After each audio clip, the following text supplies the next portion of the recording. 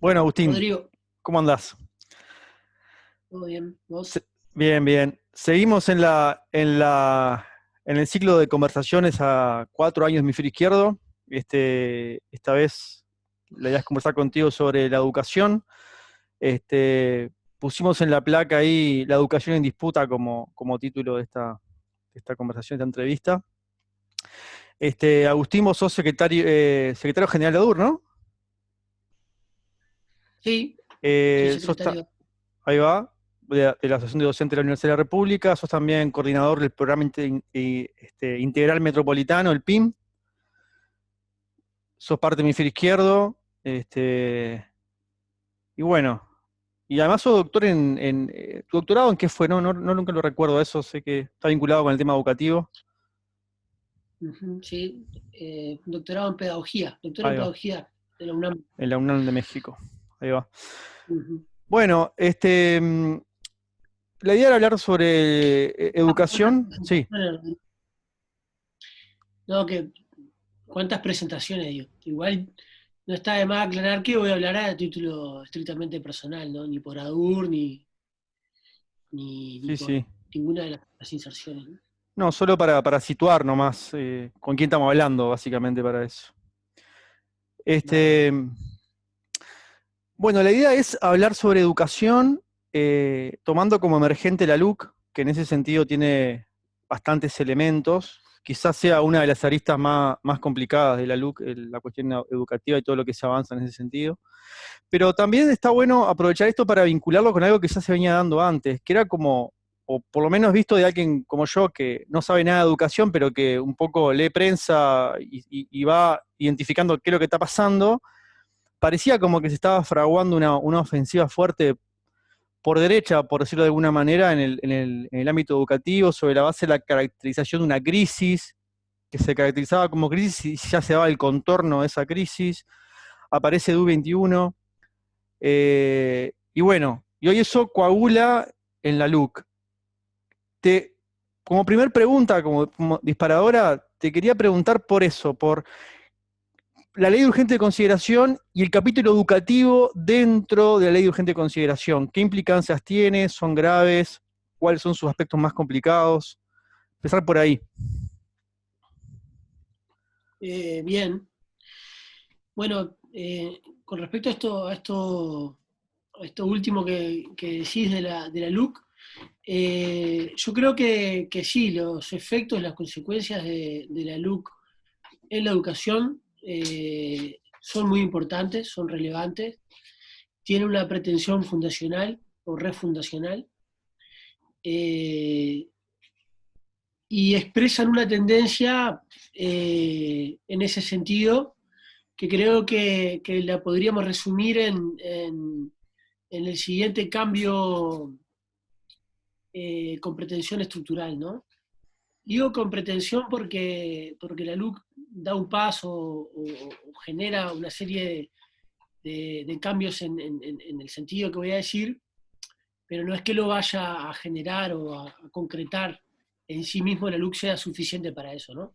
Pero sí da un paso muy claro en un pasaje de una concepción de un sistema público autónomo, coordinado, como es las características del sistema educativo que se forjó en el Uruguay desde el siglo XIX, a un sistema mixto, público-privado, en competencia, ¿no? Con un Estado eh, gestionando esa competencia, ¿no? Esa es la direccionalidad tendencial de los cambios que se ven en la LUC, con algunos otros ingredientes también, ¿no? Hay una matriz antiautonómica, hay una preocupación por el control político muy marcada, muy fuerte, ¿no? Que creo que tiene dos explicaciones eh, que, que ahora voy a mencionar, eh, pero hay claramente una convergencia en este sentido de distintas medidas que están incluso fuera del capítulo de educación de la LUC y que convergen, por un lado, en dotar de mayor peso político, espacios de representación, incidencia en decisiones a la educación privada, ganan espacios de representación, por ejemplo, por el hecho de que se elimina, se suprime el Sistema Nacional de Educación Pública y se crea una comisión coordinadora de la enseñanza. Ahí se objetiva lo que decías vos de un pasaje de un sistema público, coordinado y autónomo a un sistema mixto. En un conjunto de cosas que a nivel de especulación e interpretación que yo hago van en ese sentido, ¿no? Como te decía, esta es la dirección tendencial, no quiere decir que lo vayan a instaurar, pero si vos observás, después podemos repasar en qué artículos, ¿no? Pero para ser más breve o más sintético, la LUC le da mayor peso de representación e incidencia en decisiones a las instituciones privadas de educación. Habilita mecanismos directos de transferencia de fondos públicos a las instituciones privadas. Y esto es importante señalarlo porque hay muchos actores del gobierno planteando que es equivocado decir que la LUC mercantiliza o que la LUC privatiza, o que siempre cada término se puede, y hay que ser muy riguroso, ¿no? ¿Qué quiere decir? Pero en un sentido estricto, la LUC habilita mecanismos para, por ejemplo, para que el Estado pueda conveniar con instituciones universitarias privadas, para recibir asesoramiento técnico, científico, Ahora no se etc. puede hacer eso. Eso se habilita ahora con la LUC. Hoy en día no se puede hacer eso. Eso, eso es lo que va a hacer es que muchos convenios que hoy distintos estamentos del Estado hacen con la Universidad de la República, en algunas áreas de conocimiento, las instituciones privadas tienen un desarrollo en determinadas áreas de conocimiento y en muchas otras no, ¿no? Pero allí donde lo tienen, y esto va a estar bueno seguirlo y ver al final del día de qué montos estamos hablando, que fueron a dar a la Católica, a la ORT, a la Universidad de Montevideo, a la empresa, etcétera, ¿no? Entonces ahí hay dos cosas, ¿no? Ganancia de espacios y de capacidad de incidencia política, apertura a mecanismos de transferencia directa, como este que te decía, y también con la formación docente.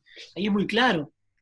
Se elimina el Instituto Universitario de Educación y se crea al interior del MEC un programa de fortalecimiento junto con un programa de becas cuyos efectos inmediatos van a ser el de becar estudiantes para que estudien en aquellas instituciones que tienen privadas, que tienen formación universitaria en docencia, ¿no? O sea, hay un segundo aspecto que tiene que ver con esto, ¿no? Transferencia, apertura del mecanismo de transferencia directa. Y hay un tercer aspecto que tiene más implicaciones, ¿no? Que es más complejo de analizar, pero que tiene que ver con el rol del MEC, con el nuevo rol del MEC que asume, ¿no? Esta ley, la LUC, es una reforma muy radical de la estructura, muy ambiciosa de la estructura universitaria en un sentido antiautonómico y anticolegiado. El MEC gana atribuciones, el propio Instituto Nacional de Evaluación Educativa pasa a depender, o sea, su dirección está conformada por 3 integrantes designados por el MEC, o sea que hay un control político muy directo del MEC de la evaluación educativa, a contracorriente de todo el discurso, de toda la literatura en la materia, ¿no? Que incluso el propio discurso de Du21 y de otros técnicos de la educación que siempre han defendido la necesidad de la independencia técnica e institucional, de autonomía de ese instituto, ¿no? Pero es decir, hay una necesidad de un manejo directo de la estadística educativa que tiene que ver con una tendencia que se ve en otras áreas del Estado, ¿no? Que hay una preocupación del gobierno por un manejo, por un control fuerte de la información, de los datos, de la estadística, pero que acá, creo yo, a modo especulativo, tiene también este sentido de esta necesidad de contar con un instrumento que puede, para la gestión de un sistema de competencia, ¿no? Esto lo muestra la literatura de la educación comparada a la materia, ¿no? En los sistemas de competencia organizados como sistemas de competencia entre instituciones, el Estado tiene un rol muy importante en la evaluación como medición, como ranking, y en la publicación de los resultados, porque se supone que esa información es la que las familias toman luego para elegir su centro educativo, ¿no? hay toda una cantidad de medidas y de mensajes, porque además conocemos el pensamiento del ministro de Educación y Cultura, conocemos el pensamiento de lo que ha propuesto DU21, que es como explícitamente eh, el, gran, el gran orientador de esta reforma, donde entonces la, la eliminación del Sistema Nacional de Educación Pública, la eliminación de la palabra público, prácticamente de toda la ley de educación del 2008, que pasa a ser simplemente educación, el crecimiento de la educación privada y el debilitamiento de la pública, por en tanto se debilitan sus espacios de coordinación, o en tanto se reduce de forma significativa su peso relativo a las decisiones del sistema, perfilan un sistema mixto público-privado en competencia, y creo que hacia ahí va a ir la dirección política de la reforma que se impulsa. No quiere decir que se vaya a lograr, porque las reformas siempre tienen niveles de resistencia activa y pasiva, tienen la propia coalición de gobierno es bastante heterogénea, un poco heterogénea, en fin, ¿no? Pero claramente ese es el proyecto. Y, y el centralismo, ¿no? El control político y la eliminación de los consejos sustituidos por gerentes muestran no solo un nivel de privatización endógena, ¿no? O de incorporación en el sistema educativo público de lógicas empresariales, sino también una necesidad de control político muy efectivo, ¿no? Y, y bueno, no sé si con eso con esto me daría para responderte otra parte de tu introducción, pero vamos a charlar un poco por Sí, ahí con lo de la LUC. sí, no me queda claro la magnitud de, o sea, estamos hablando de que esto implica una regresión drástica, implica como flechar la cancha de forma compleja para el conjunto del sistema educativo uruguayo, o estamos ante un pequeño paso que abre posibilidades de profundización que estarían en otro marco de disputa política que no es la LUC. Si me explico la pregunta, la magnitud de esto Estamos, es... la magnitud de esto es en cuanto a, bueno, hay resoluciones que tienen magnitud importante, pero es decir, si uno, por decirlo de forma muy directa, ¿no?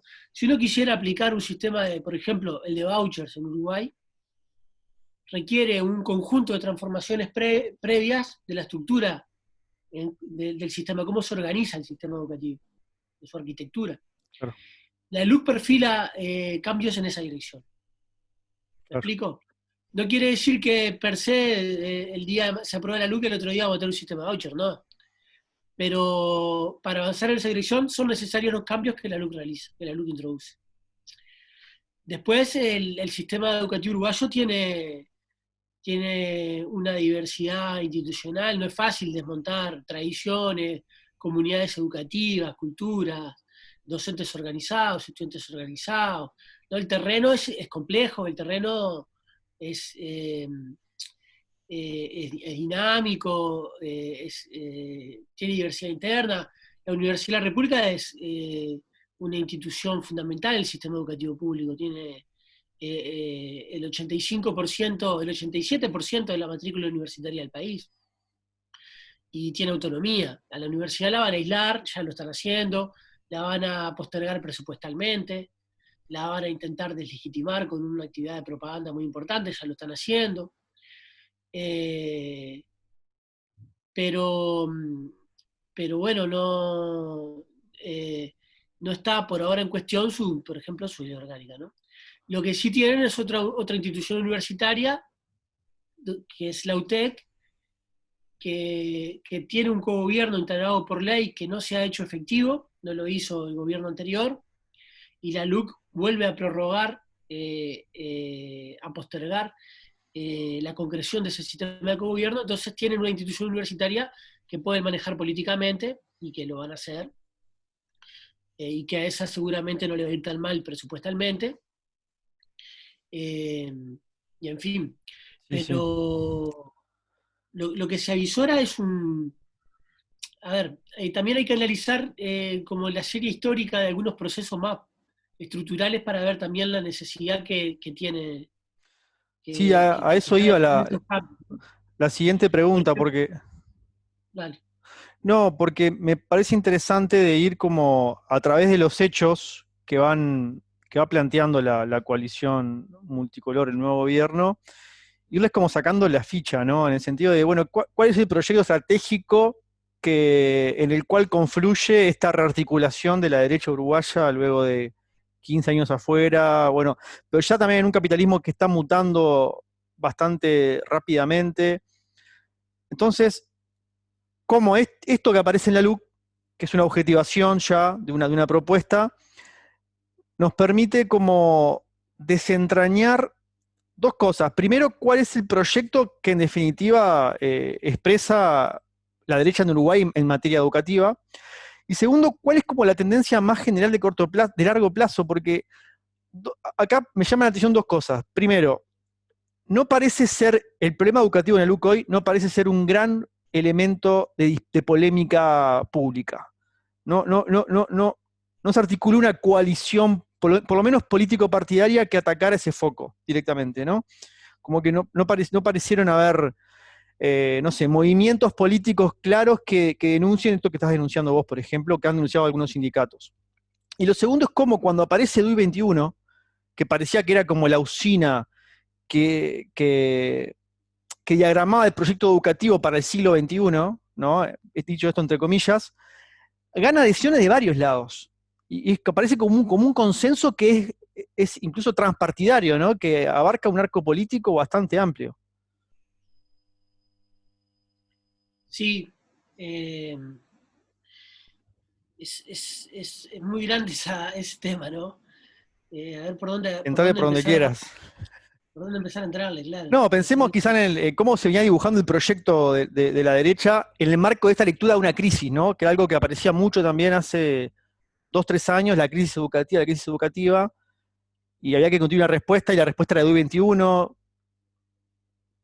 ¿Cuál Ujú. era esa caracterización? ¿Cuál era esa propuesta de fondo? Sí, bueno. eh, el DUI 21 es la expresión en Uruguay de un tipo de estrategia que uno ve en otros países, ¿no? O sea, no es tampoco una originalidad nuestra, ¿no? Es decir, no encuentra todos la educación en Brasil, mexicanos primero en México. Eh, es decir, este grupo de think tank, ¿no? De técnicos en apariencia apolíticos o más allá de la política, ¿no? Preocupados por la educación que es un desastre, que tienen detrás financiamientos muy claros, muy directos de los grandes sectores del capital, ¿no? En nuestro país, el U21 es una creación, está financiado por la Confederación de Cámaras Empresariales, ¿no? Lo dice en su documento la Confederación de Cámaras Empresariales, ¿no? Y se han felicitado a sí mismos por el acierto de haber financiado el 21. Es decir, tienen un financiamiento muy claro, muy directo, pero a su vez que queda oculto, queda siempre, o en general, en el mismo caso en Brasil y en México, por todos los ejemplos que te decía, queda siempre invisibilizado eh, y logran a partir de una estrategia muy eficiente de comunicación, de marketing, ¿no? Si uno analiza, por ejemplo, DI21, vas a ver que es muy difícil encontrar a alguien de DI21 debatiendo con alguien que piensa efectivamente diferente, sea de la academia, de algún sindicato, de las dos cosas, ¿no? Siempre son periodistas, medios más o menos favorables, que si uno rastrea más, ¿no? Si pones a rastrear la red de redes, son grupos, ¿no? Y cuando aparece un cuestionamiento más o menos fuerte, hay una victimización. Dice, bueno, los que no quieren cambiar, el status quo, ¿no? Eh, entonces siempre es una forma muy escurridiza y que ha sido muy exitosa en situar un diagnóstico. Y al situar el diagnóstico y los términos de ese diagnóstico, se contrabandea buena parte como del programa o de la respuesta que se desprende de ese diagnóstico, ¿no? Entonces, bueno, la tal mentada crisis de la educación es la piedra angular de todo eso, y se basa en instaurar una lectura dominante sobre una problemática estructural, tomando, por ejemplo, como la lectura que hace Adriana Puigros, ¿no? La pedagoga argentina, que ella habla de una crisis de los estados modernos en cumplir con su ideal integrador como homogeneización cultural, que era el principal o uno de los principales encargos de los sistemas educativos modernos, ¿no? Eso está en crisis, es la crisis, lo dice Puigros, la crisis de los estados modernos que explotan la educación, y esta lectura logra con mucha habilidad, con mucha eh, eficiencia, eh, que quede reducida los problemas a la institución educativa. Y dentro de la institución educativa a los docentes, y sobre todo a los docentes organizados. Y los problemas además eh, son ahistóricos, ¿no? Eh, no hay una falta de complejidad muy grande en la lectura de las problemáticas, que son problemáticas existentes, ¿no? Y lo cierto es que eso genera una encerrona, es muy difícil responder a eso. No solamente porque por el inmenso poder mediático, y no exagero, inmenso poder mediático de estar un día sí, otro también en los medios, eh, y la fuerza con que algunos medios insisten en esta idea de la crisis de la educación, ¿no? Hace un tiempo yo hice un seguimiento, hace años ya, un seguimiento, por ejemplo, de El País, y me acuerdo que, por ejemplo, para darte una idea, en una noticia donde anunciaban que las clases, que el CODICEN había resuelto que las clases empezaban a tener el 2 de marzo, el título era Crisis de la educación, clases comienzan el 2 de marzo. Es como la de asalto en La Teja, el asaltante no era menor, te dicen. No Sí, era sí, menor, pero increíble. te introducen, ¿no?, el significante menor. Y acá lo mismo. Te anuncio algo tan burocrático, administrativo como cuando empieza la clase, pero te deslizo el significante crisis de la educación, ¿no? De todo eso se ha hecho el tema de la crisis de la educación, ¿no? Que reitero, no es que no existan una cantidad de problemáticas. El problema es que el diagnóstico es el equivocado, y también la receta, porque la idea de un cambio tecnocrático exterior a las comunidades educativas funciona para juntar votos, pero no funciona para cambiar la educación. No, la educación no se transforma así. Bueno, tal ejemplo la reforma de Rama, y seguramente es parte de lo que vamos a ver eh, con esta propuesta de reforma también, ¿no? ¿Cuál es el sentido de esa panacea que está planteando DU21 o que están planteando diversos actores? Porque esto de que aparezcan los medios, que se replique acá, se replique allá, que tengas...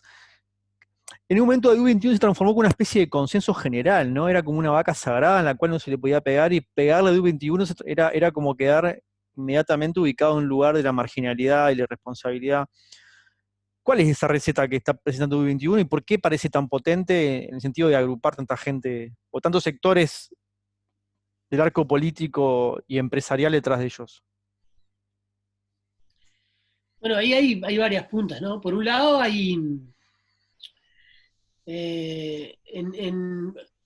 porque a ver, yo no quiero, a mí me conta que hay muchos integrantes de DU21 o colaboradores con el DU21 que tienen preocupaciones genuinas por problemas como las tasas de repetición, las tasas de egreso en enseñanza media, eh, los indicadores de aprendizaje, y otra cantidad de problemáticas educativas, ¿no?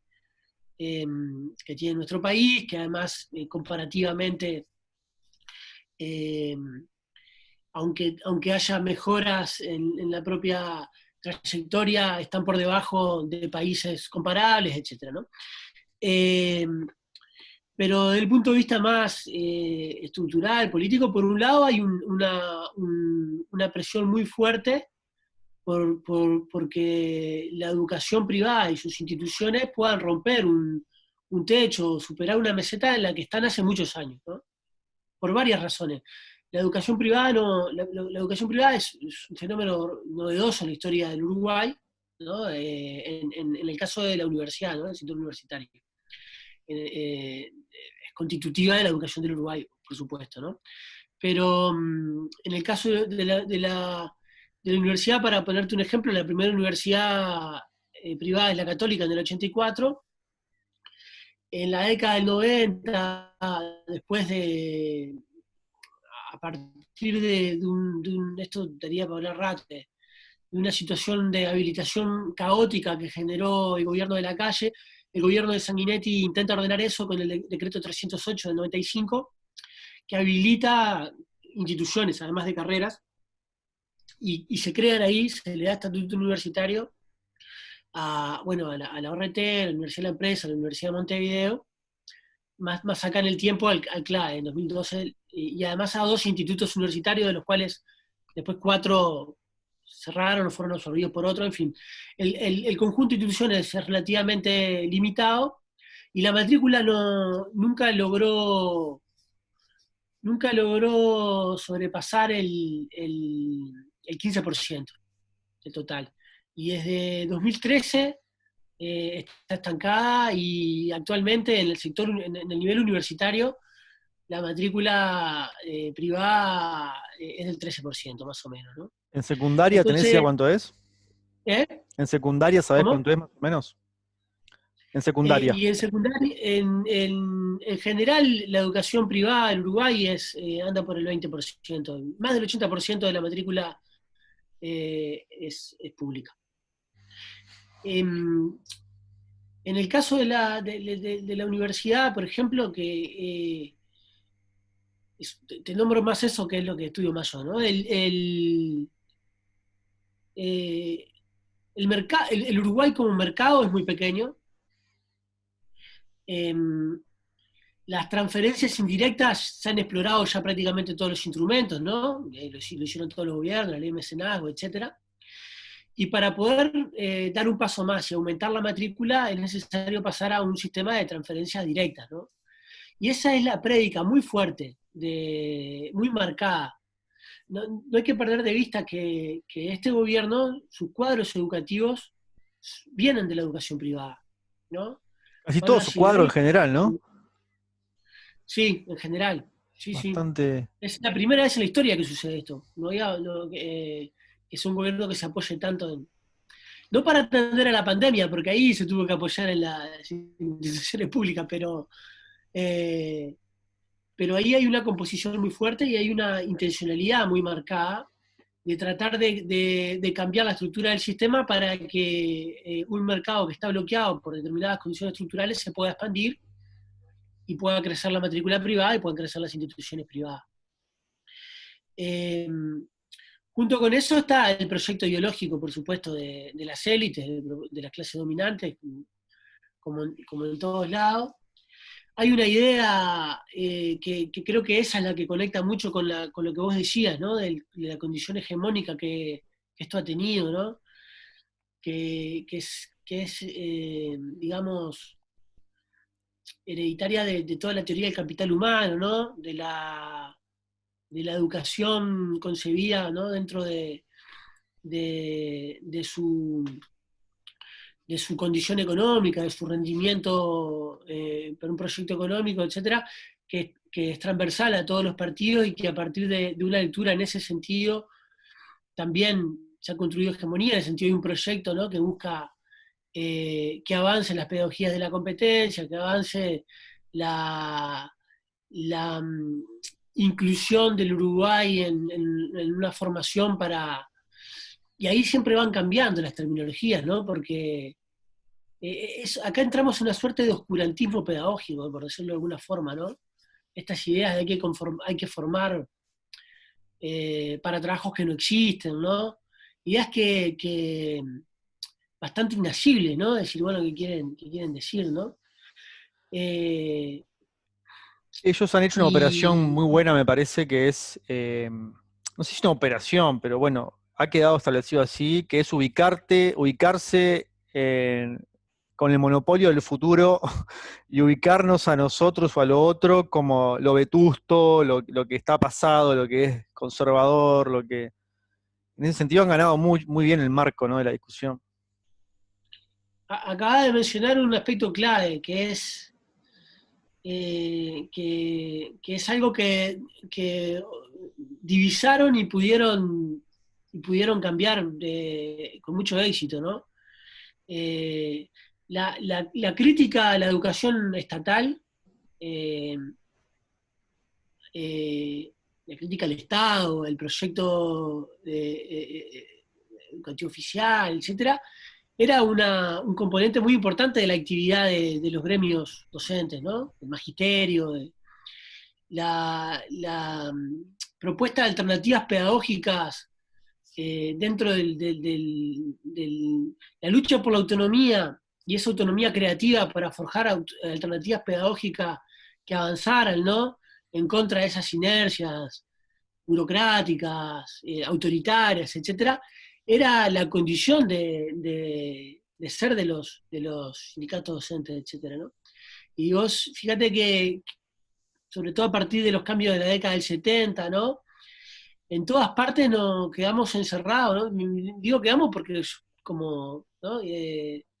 También militante, trabajador, docente, sindicalizado, no me excluyo de este análisis, ¿no?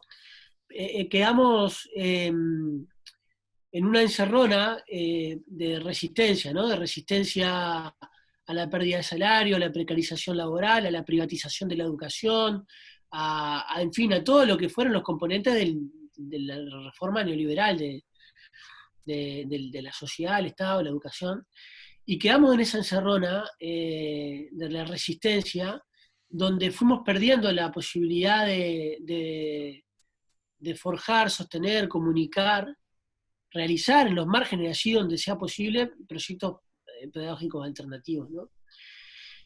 Y ahí hay una clave también del éxito, ¿no? Del éxito que ha tenido estas perspectivas que estamos comentando.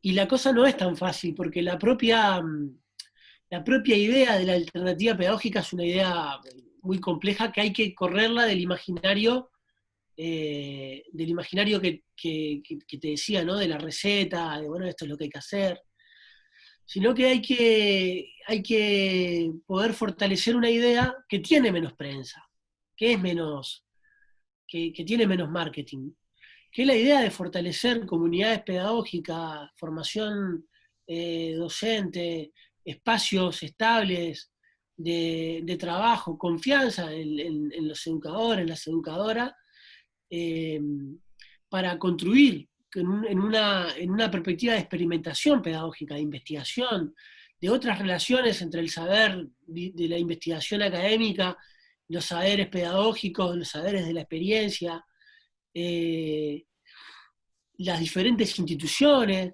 ¿no? Eso necesita paciencia, necesita confianza, necesita inversión de recursos sostenida en el tiempo, y no hemos tenido nada de eso. Hay una demagogia muy grande, por ejemplo, en los partidos políticos, ¿no? Eh, que pueda realmente generar un cambio sostenido en el tiempo y apoyarlo para resolver muchas de las problemáticas, ¿no? Básicamente lo que estás diciendo me parece es como remite a una vieja discusión que es educación para qué, ¿no? Y esto que decís me viene a la cabeza la idea como de construir sujeto político, ¿no? Como que estás hablando de eso. Hablas de comunidad pedagógica, me da la impresión que te estás refiriendo a construir un espacio que sea dinamizador como de la imaginación política también, de la capacidad crítica de la ciudadanía, como va por ahí, ¿no? Y eso como contrapuesto con la educación concebida como mera forma de preparación de la fuerza de trabajo, ¿no? Que también lo es en algún sentido. Claro, que también lo es, exacto. Sí, ahí se abren otra cantidad de problemas, ¿no? Y, y habría que situar dos cosas, ¿no? ¿Qué es lo que tenemos enfrente y qué problemas tenemos, ¿no? Qué orientaciones podríamos tener? Porque creo que hay una situación que es muy adversa, ¿no? Ahora, evidentemente, ¿no? Y lo que tenemos enfrente creo que es la versión criolla de una alianza que también es posible ver eh, siempre en Uruguay las cosas pasan, ¿no? Van llegando, Pues, van llegando después, ¿no? Pero la alianza del lo que Michael Apple, ¿no? Llama el neoconservadurismo pedagógico, ¿no? Es esa alianza entre la agenda conservadora, la agenda que en Brasil es hoy Bolsonaro y escuelas en partido, ¿no? ujú. Fuera Paulo Freire a las escuelas, que acá es Cabildo Abierto, que acá es un diputado de Cabildo Abierto en plena pandemia leyendo los manuales de texto de la escuela, ¿no? Todos nos reímos, causó gracia que no hubiera entendido la viñeta, ¿no? Me refiero a ese episodio. Sí, la Pero eso de... es una anécdota que no lo haya entendido, lo significativo que el tipo están ahí, ¿no? Contra la agenda de derechos, por decirlo así, ¿no? O sea, contra la educación sexual, contra la perspectiva de género en la educación, la agenda conservadora, ¿no? Que forma parte fuerte del gobierno, ¿no? Cabildo Abierto, pero también los sectores neopentecostales de derecha, del Partido Nacional, etcétera, ¿no? O sea que lo vemos claramente y mucho de esta ofensiva sobre la laicidad que estamos viendo, fíjate que en pocos meses, tanto gregué sobre el cambio de la educación y la preocupación central ha sido en prohibir unos carteles, prohibir unos tapabocas, revisar los libros de texto, ¿no?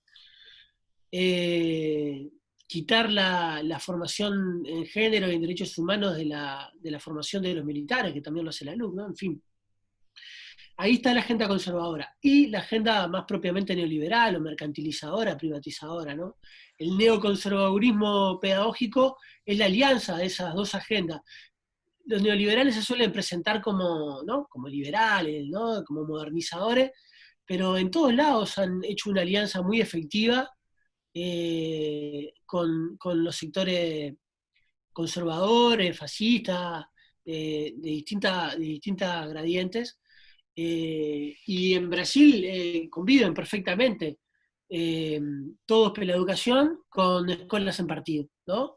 El oscurantismo, ¿no? El terraplanismo eh, con, con la privatización de la educación, ¿no?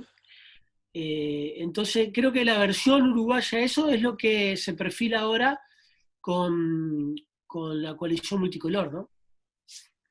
Bueno, la coalición multicolor que en parte es eso, ¿no? Está Talvi por un lado y está Cabildo Abierto. Y está el herrerismo como tronco central. Este, es esa, es la alianza entre el linaje neoliberal que hereda el Partido Colorado cuando deja el vallismo por el camino, con el riverismo ultraconservador y el herrerismo como eje del capital agrario, con su base social ahí vinculada con la propiedad de la tierra, ¿no? Totalmente. Y en el herrerismo vos tenés una tarea inconclusa, que son una familia que, que ha dedicado su linaje a luchar contra la educación pública. Uno lo ve a Luis Alberto Herrera debatiendo con Narancio, por ejemplo, ¿no? Con los ballistas, contra la ley de gratuidad de la educación, en 1915. Uno tiene a la calle Herrera eh, poniendo un artículo en una ley de presupuesto para habilitar a la universidad a que cobre matrícula, interpretando la Constitución, un artículo interpretativo de la Constitución, para decirle, miren que pueden cobrar, y mientras le retaseaba recursos. La universidad no ha cobrado por decisión propia, autónoma. Y bueno, y ahora tenemos a la calle Pou, que también viene como de ese linaje, ¿no? Que decide. Pero bueno, la pregunta tuya tenía dos partes, ¿no? Era qué tenemos enfrente, y creo que tenemos la versión neoconservadora, la versión uruguaya del neoconservadurismo pedagógico, eh, y que con una pretensión fundacional importante, o refundacional. Eh, y creo que esto ya es más emborrador lo que te voy a decir, ¿no? Son intuiciones, pero que hay que organizar estas discusiones.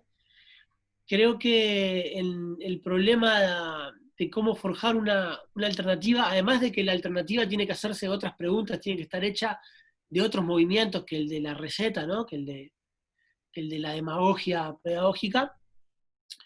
Eh,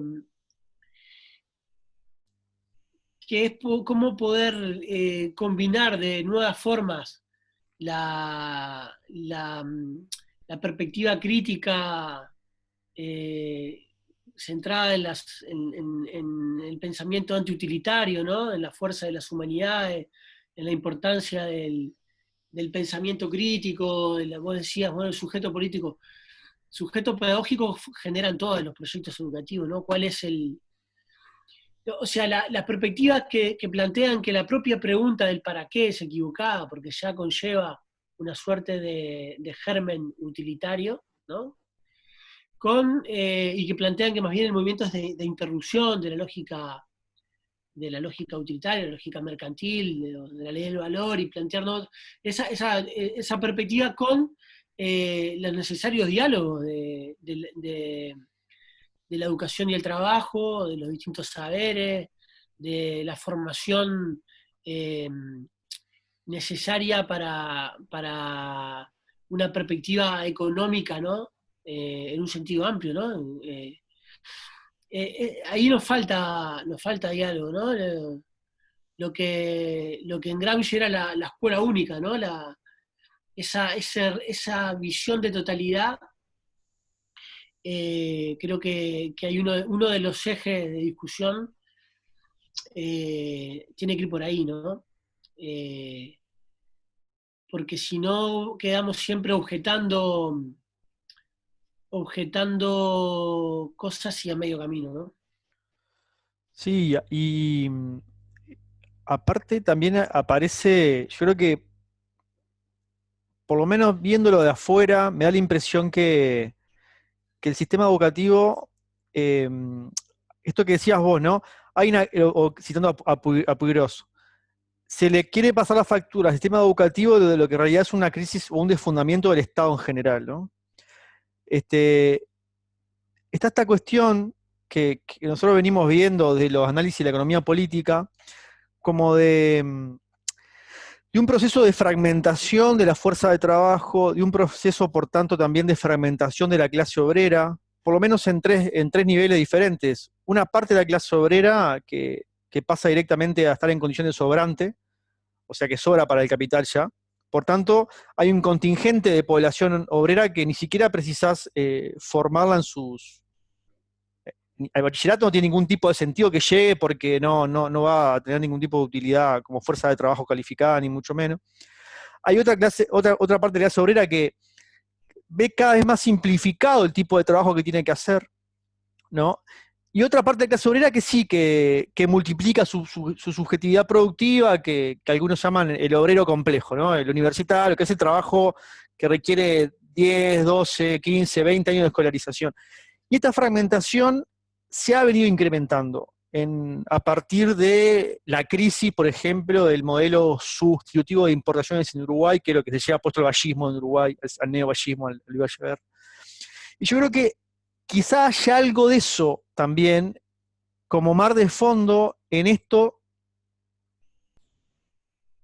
Ahí estamos de nuevo. Me fui, ¿Me ¿no? escuchás? Sí, Sí, se, está. se, se escuchó cortado, yo más o menos fui reconstruyendo. Para la grabación debe haber quedado complicado, pero... Y después se cortó cuando decías, bueno, hay algo de eso, Está, que no, más... en esta crisis que hay, entre comillas, en esta disputa nueva que se está abriendo por la educación en general, creo que como mar de fondo está este proceso, que es un proceso de fragmentación de la clase trabajadora, pero también de precarización de una parte de la clase trabajadora, también de precarización o como los estados se desfondan para reproducir en términos homogéneos a toda la masa de trabajadores y de gente que vive en su territorio, creo que puede estar como explicando parte de esta disputa que se abre, ¿no? Sí, no, sin duda, dentro de la multiplicidad de lecturas que hay que traer a jugar para entender lo que pasa, esa lectura que vos haces es también fundamental, ¿no?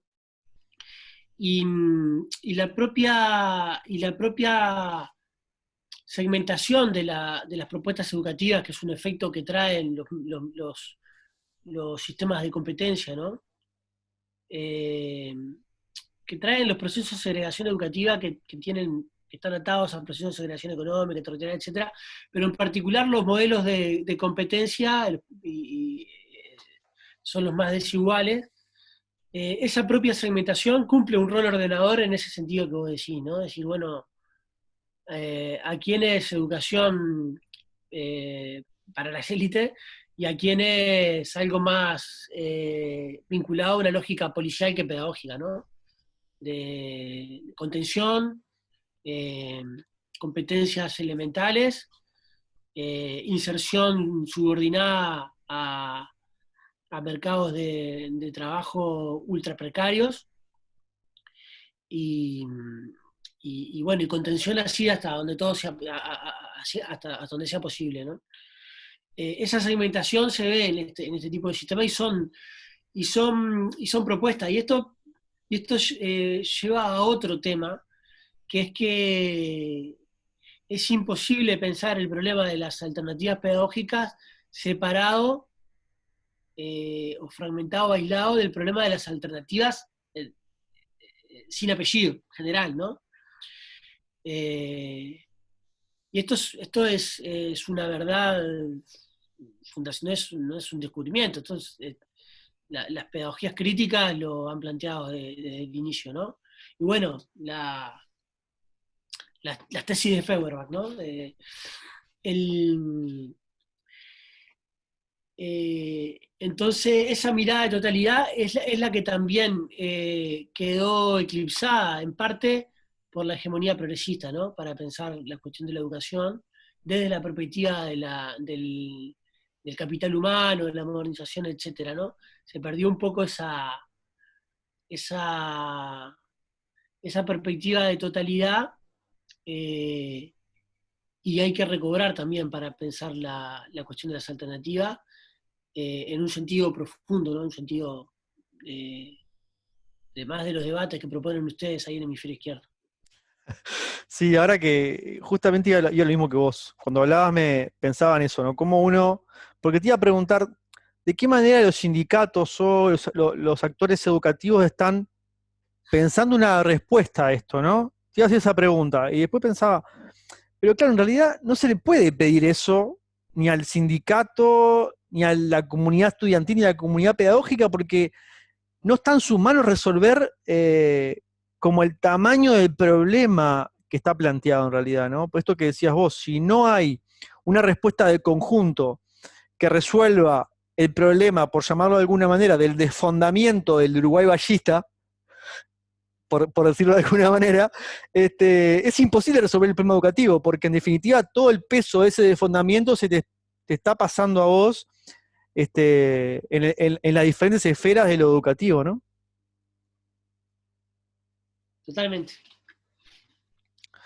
Así que no te hago esa pregunta. Igual, para cerrar, porque nos pensamos como clase, como respuestas totales, igual me gustaría saber en qué momento estamos como de quienes desde una perspectiva de izquierda están pensando la cuestión educativa en la formulación de una respuesta a esto que se está fraguando. Se cortó, Rodrigo, no te entendí la pregunta.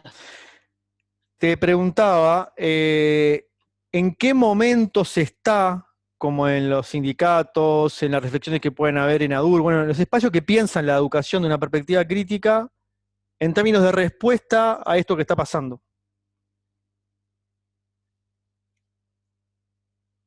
Eh, bueno, lo que pasa que no nos han dado tregua, ¿no? Entonces, el momento que estamos es de responder como podemos ahora, por ejemplo, a la LUC. O a los problemas de distintas ofensivas. Además de que la propia pandemia nos puso a los colectivos sindicales docentes con una cantidad de tareas, ¿no? De apoyo, solidaria hacia, nuestros estudiantes y su familia, las comunidades, los territorios, pero también a veces nuestros propios colegas, ¿no? Y buena parte también de la militancia en las organizaciones se ha enfocado en eso y me parece muy importante que así sea, ¿no? Pero el momento actual hace muy difícil eh, poder generar los tiempos, espacios para una mirada estratégica como la que sugerís, no obstante lo cual eso es una necesidad de primer orden, ¿no? Eh, Funcionan las articulaciones entre sindicatos de la educación, está la CESEU. Bueno, nosotros en ADUR estamos en un proceso de convención. La sesión pasada estuvimos analizando el tema de la coyuntura y de la LUC. Ahora, el sábado, vamos a analizar el tema del presupuesto. Y se empieza a ver un resurgir de un músculo ahí militante, organizativo, y bueno, un desafío creo que muy importante va a ser poder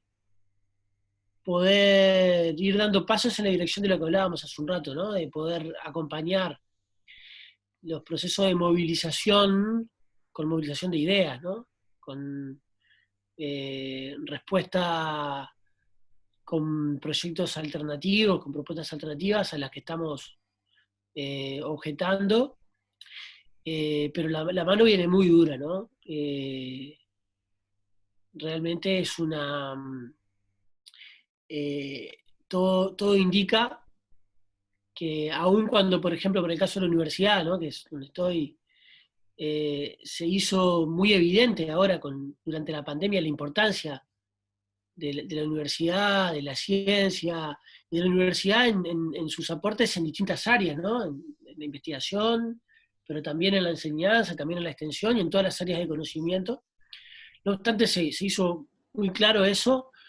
Todo indica que en la próxima ley presupuestal eh, la universidad va a ser muy perjudicada, ¿no? Entonces el horizonte es de una conflictividad muy grande que está pautada por el gobierno, ¿no? Por las medidas que aparentemente se apronta a tomar el gobierno, ¿no? Así que cómo poder articular resistencia, movilización, organización con este registro de las ideas, del pensamiento, es la gran tarea, ¿no?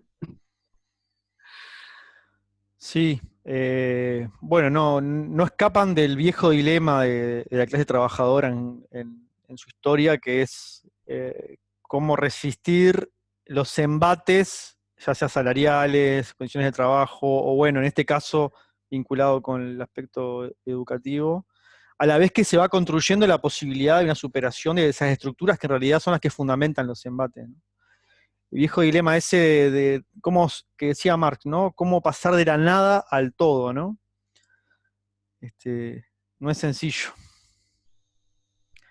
Bueno, Agustín, dejamos por acá, ¿te parece? Impecable, Rodrigo, después la seguimos. Un abrazo, vamos arriba. Gracias por el... Vamos arriba. Feliz cumpleaños, mi Félix.